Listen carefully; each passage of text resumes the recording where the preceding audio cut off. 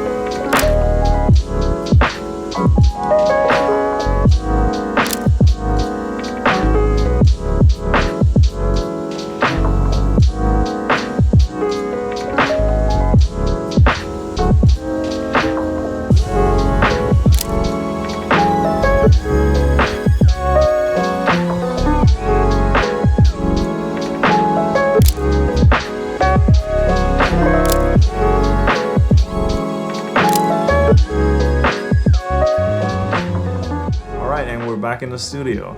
So on my drive back, I was thinking it might be helpful if I would explain my approach to this type of photography. And when it comes to my strategy, how do I spend my 2 to 3 hours out shooting?